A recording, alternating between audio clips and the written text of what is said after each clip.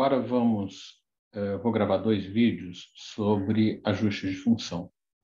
Um primeiro vídeo sobre explicação do ajuste em si, como é que qual é a base teórica dele, como é que faz, e um segundo vídeo onde nós vamos discutir algumas implicações, algumas observações. Tá? Então, vou compartilhar aqui os slides.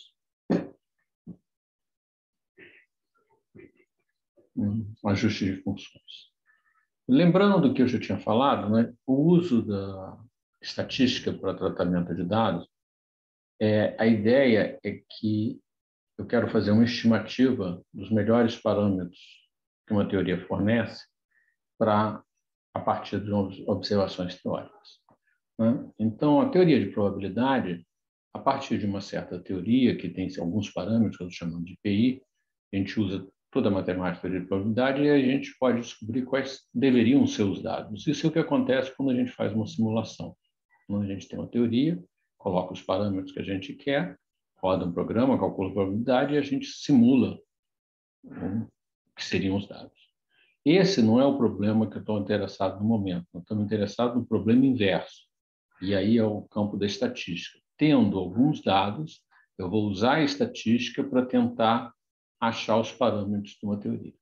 E uma das maneiras mais comuns de fazer isso é quando a gente ajusta uma função. A teoria explica qual é a função, propõe a função, diz quais são os parâmetros e, a partir dos nossos dados, nós vamos fazer esse ajuste. Então, o problema é obter os parâmetros de um modelo. O modelo tem essa função f, que é de uma variável em princípio, pode ser de várias variáveis, e tem alguns parâmetros que aqui eu estou chamando de AI. E eu quero descobrir quais são os AI que melhor ajustam um certo conjunto de dados, que eu estou chamando de DI. DI é um DJ, aqui é um conjunto formado XI, a variável X, YJ, variável Y, e a incerteza da variável Y. Apesar nesse gráfico aqui eu ter representado todas as incertezas, que é um caso geral, no caso que nós estamos trabalhando, eu vou supor que tem incerteza só na variável Y. Vamos lembrar lá do teorema de Bayes. Ele diz que a probabilidade, o que eu quero é a probabilidade a posteriori dos parâmetros AI, conhecido os dados DJ. Isso aqui é igual a likelihood de DJ conhecido AI vezes a probabilidade a priori dos AI.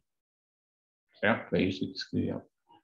Supondo que a probabilidade a priori é constante, isso vira um termo de normalização, não preciso me preocupar com isso, vou preocupar só com essa likelihood, e se eu tenho várias medidas, e se essas medidas são independentes, como em geral essas medidas são, a minha likelihood vai ser o produto das likelihoods, ou da probabilidade, de cada um das medidas.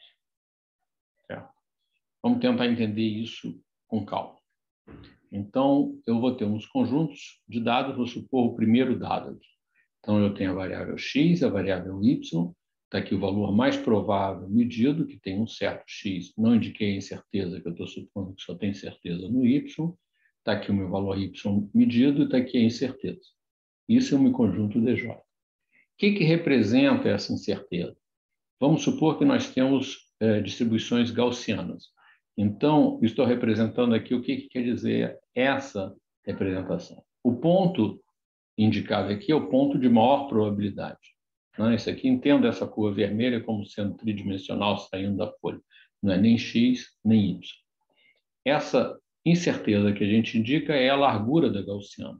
Então, é alguma coisa que vai daqui até aqui. Não? Uma incerteza menor seria uma gaussiana mais fina, incerteza maior, gaussiana maior. E aí eu tenho a minha teoria. O que a minha teoria diz? A minha teoria me dá uma função de x com um determinado conjunto de parâmetros. Então, supondo um parâmetro aí, está aqui a minha função. Então, nesse ponto x, a função vale esse valor aqui. E aí eu quero saber qual é a probabilidade dessa teoria. Probabilidade é o seguinte, pelo meu dado experimental, nesse ponto y, nesse ponto aqui, y mais um certo valor, e a gente tem essa probabilidade, certo? Se a função passasse exatamente nesse ponto, teria a probabilidade máxima. Se a função passasse muito longe, teria uma probabilidade bem pequena. nesse ponto que ela passa, ela tem essa probabilidade aqui. Então, a probabilidade desse conjunto de dados, supondo esses dados aqui, é dado pelo tamanho dessa reta tracejada. Não? Aqui é maior, aqui é menor, essa é a reta tracejada. Então, essa probabilidade é, supondo uma gaussiana, é elevado a esse valor menos o valor central. Esse valor é o f em xj calculado com os parâmetros aí, menos o yj, essa distância aqui, sobre 2 sigma j ao quadrado. Essa é a gaussiana vermelha, essa é a altura da gaussiana, essa é proporcional à probabilidade dessa função estar de acordo com esses dados. O que nós vamos fazer? Nós vamos fazer isso para todos os pontos, falar que a probabilidade total, como a gente viu, era um produto das probabilidades, cada uma das probabilidades é isso aqui, nós vamos somar, multiplicar todas as exponenciais, que equivale a somar todos os expoentes que estão aqui dentro. Então, a minha probabilidade dos conjuntos aí, dado o conjunto de dados, vai ser exponencial do somatório dos expoentes. Esse somatório tem um fator 2 que eu vou tirar de fora, vai ficar só a função menos o valor medido sobre a incerteza, e nós vamos chamar isso de Q quadrado. Então, essa é a probabilidade de um conjunto de dados aí, conhecidos, de um conjunto de parâmetros aí, conhecidos os dados DJ. Certo? Posso calcular a probabilidade para todos os conjuntos aí e achar qual é aquele conjunto que tem a maior probabilidade. Lembrando aqui que o que a gente precisa pelo princípio do máximo likelihood é calcular o máximo da probabilidade. O máximo da probabilidade é o máximo do logaritmo da probabilidade, como nós já vimos. Esse sinal negativo faz com que o máximo dessa função ocorre quando esse Q quadrado é mínimo. Então, a gente tem aqui o que é o método dos mínimos quadrados. É achar como isso aqui, a distância ao quadrado do ponto previsto pela teoria, menos o ponto experimental, dividido pela incerteza experimental, quando esse somatório é o mínimo, é a condição que eu tenho para ter a máxima probabilidade para que o conjunto de parâmetros aí seja o mais adequado.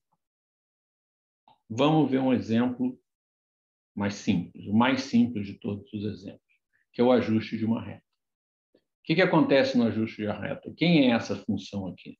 Essa função é uma reta. Vai ser, os AI são só dois, A0 e A1. A0 é o termo independente e A1 o termo linear. Então, essa função vai ser A0 mais A1x e, é o xj, desculpa aqui, está errado, menos yj dividido por sigma j. Isso é que eu vou ter que calcular. Vou fazer essa soma.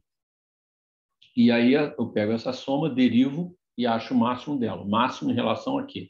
A 0 e a 1, que são as minhas variáveis que eu quero determinar. Então, falar que a variação, o gradiente do Q quadrado é 0, é falar que essa derivada é 0 e que essa derivada é 0. A derivada aqui é muito simples, né? Porque a derivada quadrada desce 1, 2. Na hora que eu derivo em relação a 1, vai aparecer um xi aqui. Na hora que eu derivo em relação a 0, não aparece nada. Essa aqui é a minha equação que eu tenho que resolver. E o 2 pode vir para cá, eu tenho o gradiente sobre 2 é igual a isso aqui, que é essa equação que está aqui em cima, escrita da forma matricial. O termo independente vem para cá, o termo que não depende nem de A nem de B, e os termos que dependem de A e B, eu tenho aqui o termo que depende de A, o termo cruzado, etc. Então, rearrumando isso aqui, é um bom exercício fazer isso, onde P, Q, R, S, T são dados por essas expressões aqui embaixo. Então, essa minha equação aqui, que eu quero resolver, escrevendo ela de maneira mais simples, basta inverter a matriz.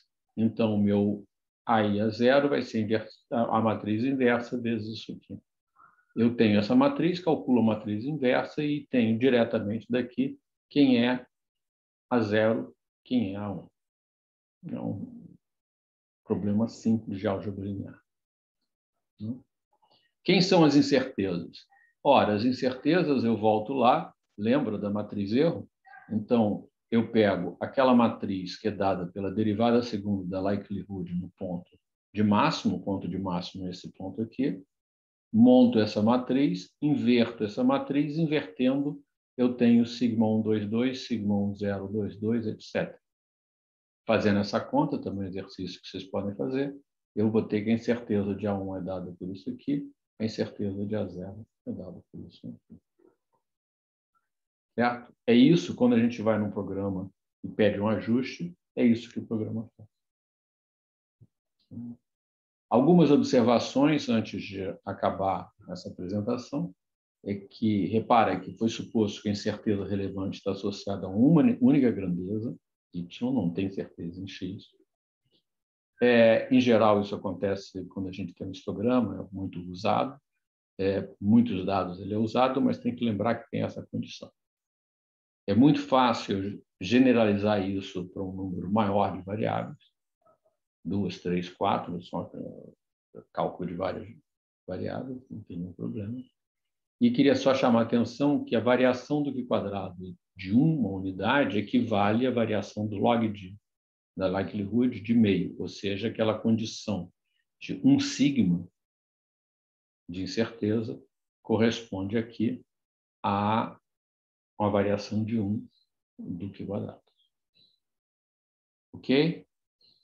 Isso, então, é o final do primeiro vídeo. A ideia fica clara, espero que tenha ficado clara para vocês, de onde vem. Nós temos o teorema de Bayes, aplicando o teorema de Bayes, procurando calcular o máximo da likelihood, nós chegamos num caso mais simples, com gaussiana, distribuição gaussiana, supondo incerteza só em y, nós temos o método dos mínimos quadrados. Calculei analiticamente qual é a solução do método dos mínimos quadrados para uma reta, que é possível. Em vários outros casos, não é possível ter uma solução analítica, a solução deve ser só numérica. Mas essa é a ideia dos mínimos quadrados. Ok? Então, até o próximo vídeo.